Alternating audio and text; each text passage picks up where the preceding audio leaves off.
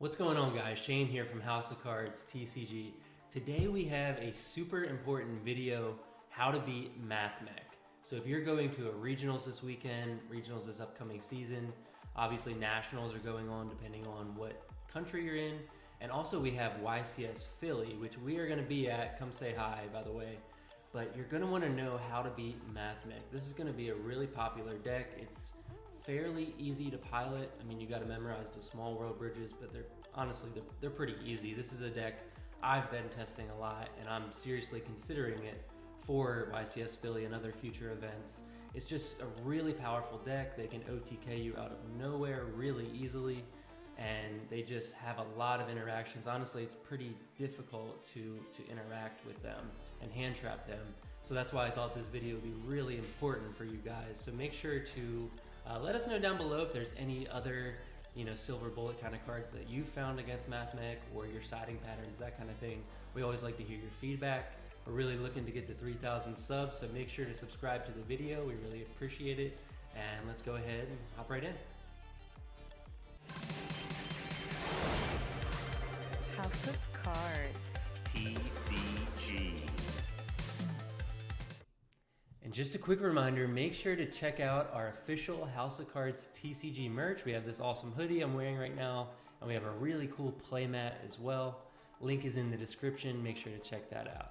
So this is the end board with one Firewall Defensor. So this is the new card you need to look out for.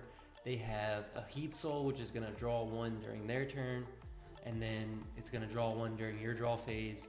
And then they have, multiple non-engine cards, multiple hand traps here.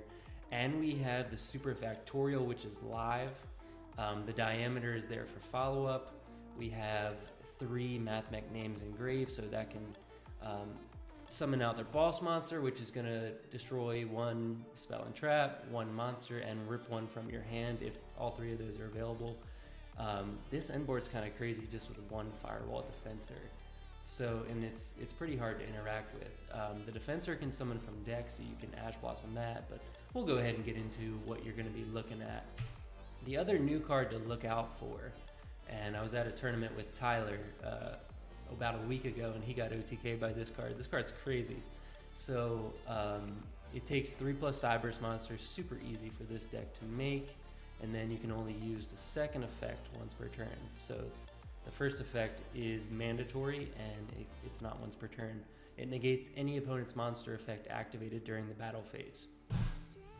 So the second effect is really important. You can send a Cyberse monster from your deck or extra deck to the graveyard, and if you do, this card is also treated as the sent monster's attribute, and it gains 2,500 attack. So that attack stacks on top of itself. So turn 1, this thing gets to 5,500 really quick, and then 7,000. And it has really good cards that it can send from the extra deck to the graveyard, which interact during your turn. So the first one, and then this card's an OTK machine as well. Let's not skip over that. So this card can make a number of attacks on monsters each battle phase, up to the number of its attributes. And that's probably not going to come up because both of the really good targets are dark.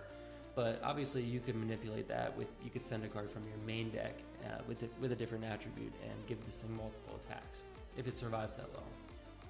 So the first one that they're going to send is the Cyberse Disavoworm, or however you say it. But this one is a spell or trap negate, as long as you have a link 4 Cyberse. So, and you are, because this is a link 5, so a link 4 or higher. That's a spell or trap negate. It's going to be in the graveyard. Don't forget that it's in there. The other one is the Mereologic Aggregator. This card is basically an imperm. So target 1 face-up card on the field, so it can be a spell or trap, so it's a little bit better, and then negate its effects until the end of the turn. So with the Neo Tempest Terahertz being a quick effect, you can send the aggregator, and then the aggregator is going to trigger to negate a face-up card. So this card is really powerful. Be on the lookout for it. It's going to be really easy to OTK you. Don't leave a small monster in attack position if you can avoid that, because this thing is just going to swing into it and you're going to take massive damage.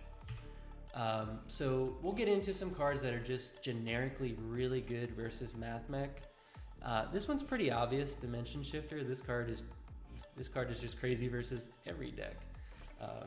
Konami, every deck that's not obviously Kashtira, which can main deck this card. So Dimension Shifter is really powerful because they need their graveyard to really play the game.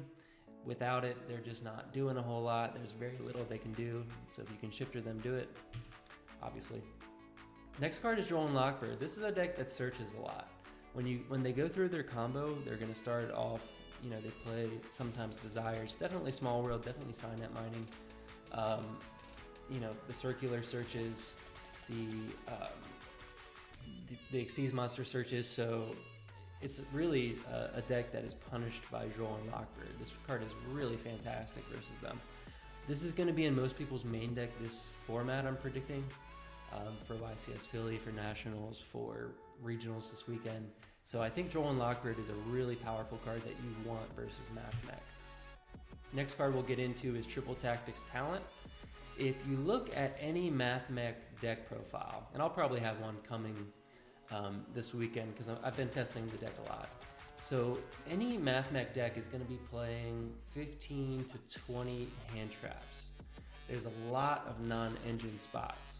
So they're going to be playing cards like Ash Blossom, Ogre, Veiler, Droll. They're going to be playing all these hand traps.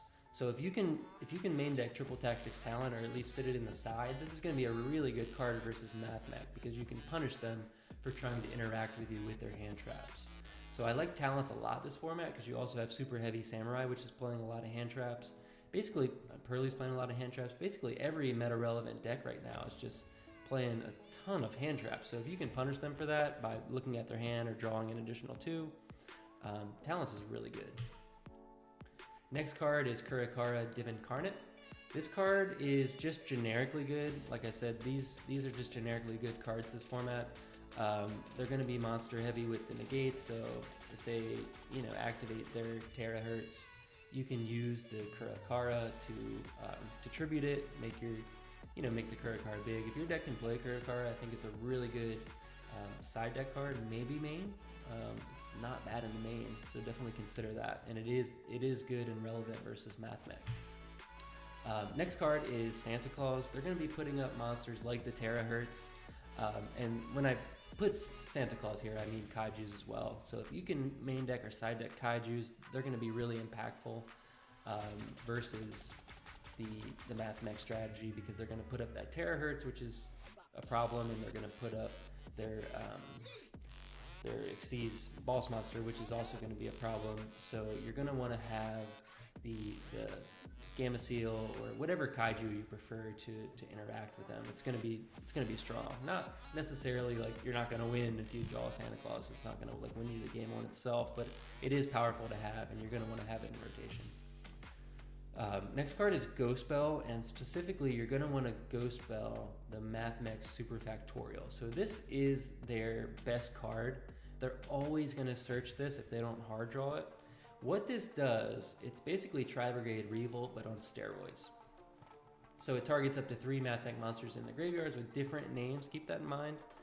And it special summons them, their effects are negated, but that doesn't matter because they're going to immediately either Synchro or Xyz, and they're always going to Xyz. I haven't seen any builds playing the Synchro monsters yet. It is possible because there are some good Synchro monsters that's like a Towers, unaffected. But typically they're going to Xyz, and the Xyz monster is going to have the negate from Diameter, and it's also going to be able to pop a card, a monster card, a spell or trap card, and rip a card from the hand. So it's a really powerful card. You're going to want to stop this at Super Factorial if you can. That's why Bell is going to be really powerful because they're summoning from the graveyard, so you can Ghost Bell it. Next interaction is Bystials. Bystials are really impactful, and I just included Druid's Worm, but this is just any Bystial is going to be really good. You're going to want to hold the Bystial until they activate the Super Factorial, assuming they don't already have a negate on board, which most likely they will not. But you're going to want to Bystial the Diameter. That's going to only let them summon 2 of the monsters that they targeted with the Super Factorial. And basically their plays are very limited because they don't have the negate from Diameter, because Mathmech Diameter It gives the Xyz monster or Synchro monster a negate once per turn, Omni negate, so Speller Trap or Monster. So if you can get rid of the diameter, that's going to be really powerful, and it's going to allow you to play the game much easier. So you're definitely going to want to consider siding Bystials this format. They're really good versus Mathmech. They're really good versus branded Despia. They're good versus Dragon Link, Bystial Control. So I would highly recommend playing Bystials in the side deck if you have the space. Same thing with Crow. You're going to want to hold the Crow, hit the diameter. The only other thing for that you could hit with Crow is the Sigma. If you have multiple Crow, I would consider that, or multiple Bystials.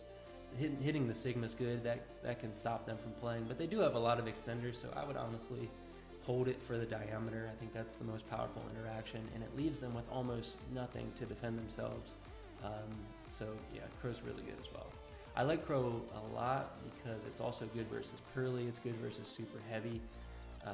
Crow is really generically good this format. It's only just bad versus Kashtira. It's really horrible versus Kashtira. So if there's no ban list, which doesn't look like there's gonna be until US national season, but Crow can't be a main deck card because of Kashtira, but I would recommend it in the side deck. Next card is Ogre. Ogre's going to be in a lot of people's main decks because it's so good versus Pearly and so good versus super heavy. There's really not a whole lot, and let me know down below if I missed anything, but I was really thinking hard about this to see where I would Ogre Mathmech as I was running through the combos, and I think the best place to Ogre is going to be the Transcode Talker. Transcode Talker has to summon to a zone that it points to, so if you can Ogre that, much like the super heavy Scarecrow, it's not going to resolve, and it puts a Link 3 off the board as well, which is really powerful.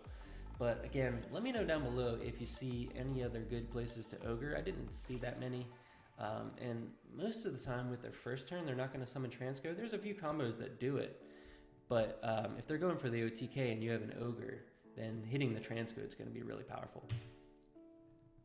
Next card is Veiler. So this goes for Veiler and Impermanence.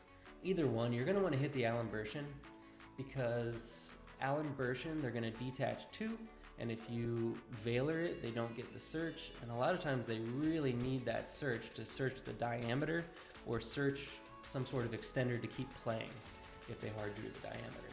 So if you can stop that, I've seen people Veilering the Circular. I wouldn't do that. Circular only searches a Speller Trap. This searches any Mathmech card, so hitting the Circular just doesn't seem good to me, because when you do that, they're going to have 2 monsters on board anyway. It only triggers when they summon another Mathmech, so I would just hold it for the Alanbercian. Same thing goes for Gamma. Gammaing the Alanbercian is really powerful because it gets that body off the field. A lot of times they need the Alanbercian on the field to keep comboing. The effect to tribute itself or tribute another Cybers is relevant. So getting rid of the body is really powerful, but same kind of thing, you want to stop them from searching the diameter or searching an extender. So next thing, say you set up your board and you're going first and you've set up your board and they have Small World. This is really important. You're going to want to Ash Blossom or use one of your negates. If you have like a super heavy board where you have Omni negates, you're going to want to stop the Small World. The Small World is super powerful in this deck because they can bridge to almost anything. They can bridge to a Lava Golem. They can bridge to a Kaiju, a Santa Claus. Importantly, they can bridge to a Mathmech Circular. So having the Ash Blossom for the Small World is a really powerful interaction.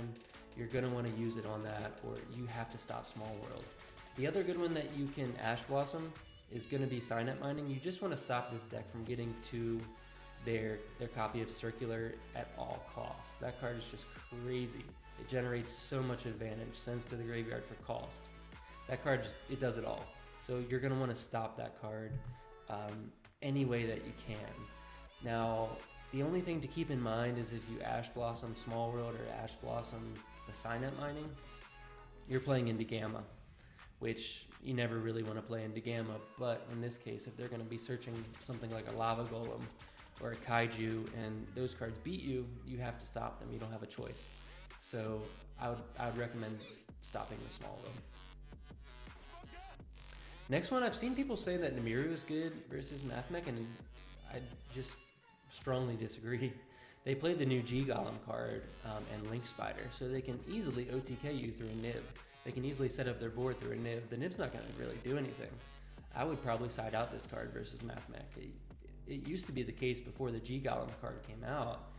It was in a recent set, but if you have Nibiru, you're just kind of praying that they don't play the G Golem card in, I think it's G Golem Heart, I think is what it's called.